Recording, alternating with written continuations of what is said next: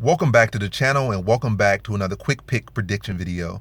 In this video, I'll be predicting the heavyweight bout between Sergey Spivak versus Jared Vanderaa. So really looking at this one, I'm looking at Vanderaa. When I look at Spivak, when I first saw him come to UFC, I saw that, I saw his skills, I saw his, like I saw the skills, but just didn't really see the level of competition. So he was looking good, he looked crisp, but the level of competition really wasn't there. He had some names on his resume, but they were all like well over the hill, like well over the hill.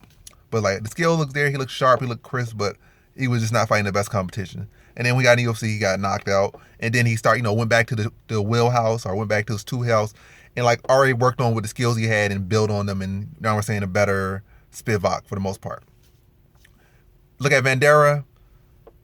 I think Spivak when he was coming to UFC, he looked way better than Vanderaa is. Like Vanderaa, his technique don't look good. He's not looking well rounded. His like he just pretty much ignoring grappling for the most part from what I'm seeing. Like submissions he get caught by him and how he get caught by them. Just like he pretty much ignores his grappling for the most part or doesn't put as much of a focus there. It's a lot of heavyweights don't. And as far as at least with some heavyweights, they have amazing takedown defense or amazing at least at wherewithal to defend submission. Like say Derek Lewis, he's never gonna submit nobody, but he's gonna be hard to submit, hard to deal with, be a tough guy on the ground and be able to get back to his feet. Vanderaa on the other side don't really have all that power for it, and that lack of grappling and lack of well-roundedness and lack of technique. Got an ugly jab, got an ugly check hook. Pretty much everything he does is ugly. And then, like I said, he got some power because every heavyweight got power, but outside of that, it just looked like he look amateurish.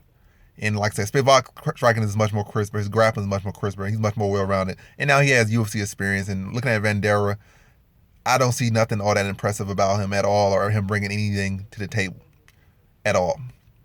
Like I said, this heavyweight, anybody can land a big punch.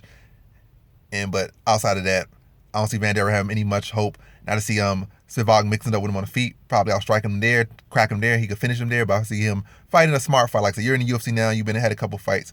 And like we did against Tuivasa, you saw a guy that probably had a striking edge over him, or at least supposedly, or it was a harder path, and he said, I'm going to take him down, and had an easy fight. So I can see him doing that in this fight. Mix up the striking, level changing, taking him down, like crack him on the feet, level change, take him down, and then finish him off on the ground with ground and pound within that first round. So in this fight, I got Sergey Spivak via first round TKO.